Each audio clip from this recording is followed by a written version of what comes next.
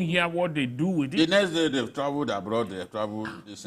Now alone supposed to enjoy life. So indeed, there needs to be serious checks in the system so that we can have. The Emir was saying that Nigerians are hungry. Yeah. The First Lady should intervene, the President. It's a fact. Do you think the President doesn't know? He doesn't even need to send Senator Oluremi Tinubu to the President. The President knows. It just happens that some of the steps being taken, we are not seeing the results yet. Yeah. Our wish and our prayer is that those results will begin to show later. I've listened to people like Bismarck Rewane, the economist, saying that, look, in the year 2024, we'll begin to see changes. We've seen reforms implemented in other places. Reforms are usually painful. Reforms are usually painful.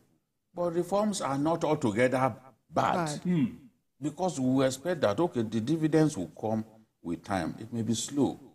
But if it is a necessary step that you have to take, a government has to take those steps. They may be painful, but a government has to take it.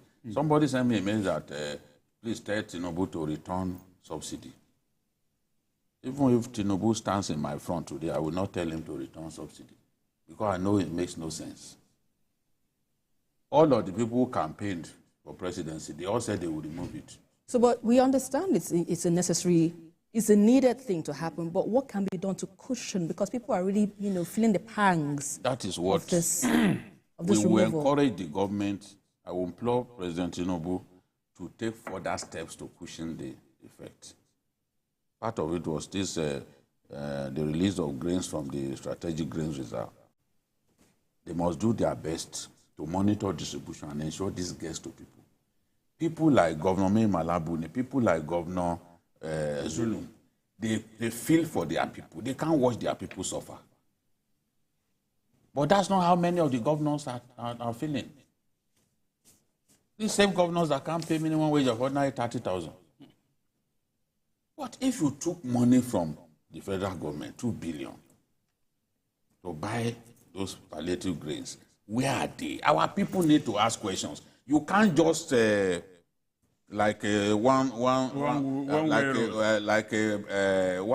trick pony. Just direct your blame to an individual. It takes more than one person to run a country. That's the point that I'm making. You can't.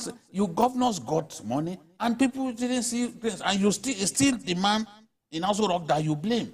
Yes, blame him for certain things, but reserve some of the blame for your own direct leaders who got money and didn't share things to people. Direct some of the blame to your federal lawmakers, because they also got money in December, and a good number of them refused outright to share even one grain of rice to people.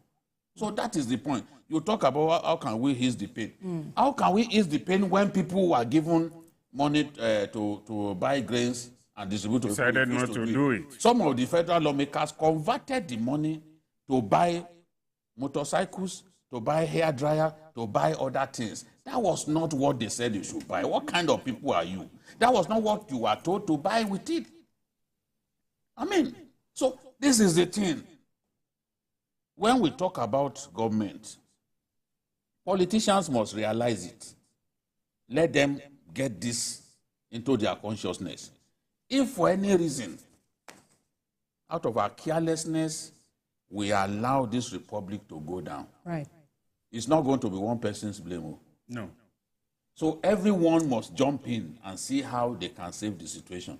Right. You know? Right. We were already borrowing money to pay subsidy. So I cannot in good conscience say, let us continue to pay subsidy. We were borrowing money.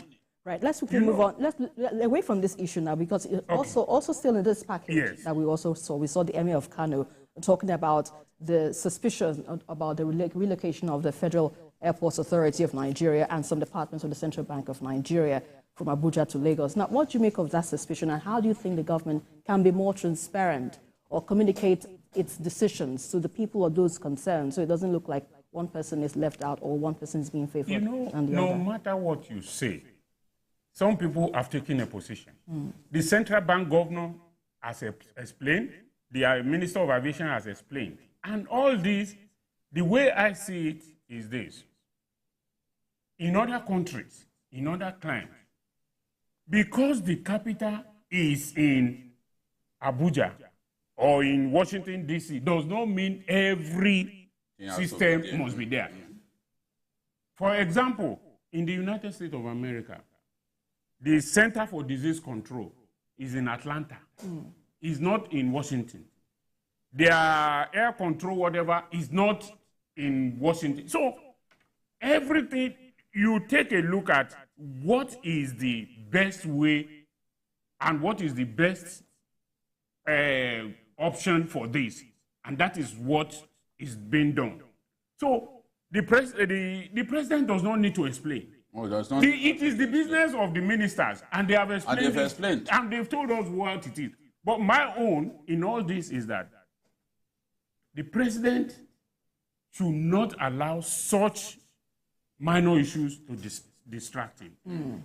Because, in all honesty, all eyes are on the president. And the president must have his eyes on history. Through the 8 years of President Muhammadu Buhari, those who are blaming the PDP for causing the problem, they've changed today. They've started blaming Buhari because they couldn't blame PDP again. They've started blaming Buhari that Buhari was not taking the right decision. When President Tinubu finishes his term, these same people will come and blame him. So the president must have his eyes on the ball. Right. Exactly. Must have his eyes on the ball that, look, no matter whose us is God, this is his time to make history. That, look, the decisions I'm taking it for the best benefit of the country. Yes. So that those who yesterday were blaming PDP are today blaming Buhari will not come and blame him too. You know, let's even look at this thing. Exactly.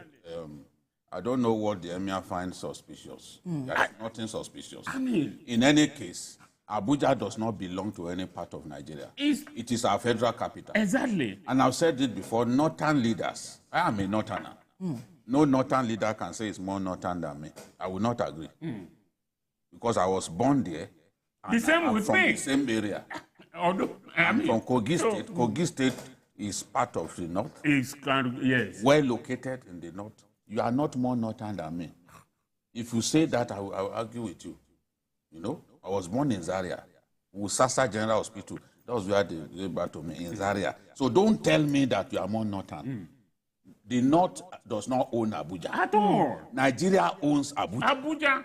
These were the sort of needless argument that got people like Awolowo to think that, oh, the north had ulterior motives.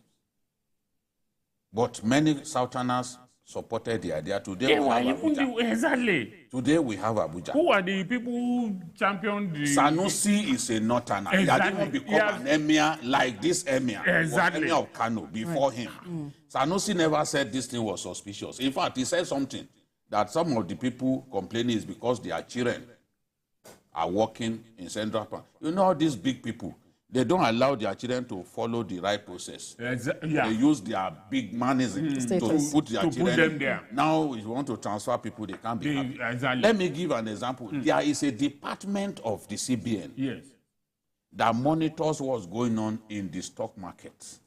And it's in Abuja. There is no stock market elsewhere except Lagos. So if you put the department that monitors them, if you must put it in Abuja, what would they be monitoring? So in a nutshell, now, if you are saying that, okay, then there is the Department of Banking Supervision. Right. The majority of the headquarters banks are in Lagos. 99.9% are here in Lagos. You want them to be monitoring them from Lagos. No wonder banks can keep $5 billion in cash. Exactly. In their vaults. Exactly. You are just discovering. So these things, we don't need this needless argument. No need for any argument. The Minister of Aviation already explained that they were spending hundreds of millions of dollars on flights alone. That was when flights were cheaper. Exactly. Hotel accommodation. And everything. What do they call that one? We are saying that we are wasteful. Out of station allowance and so we are saying that we are very wasteful in this country and that this government must not continue. Now you want us to continue that wastefulness. just to relocate just an agency. And Well, if they not even the whole of the central bank. If they now relocated defense ministry to Lagos, what will happen? We'll start killing ourselves. Well, we will not get to that point. Needless argument. Needless. Well, let's leave that discussion for now because it can be really. Well, that's where we have to end this episode of Journalist Hangout. Join us again tomorrow for another episode of the program. You can watch a repeat broadcast of it tonight at 11. You can also join us again on Sunday from 1:30.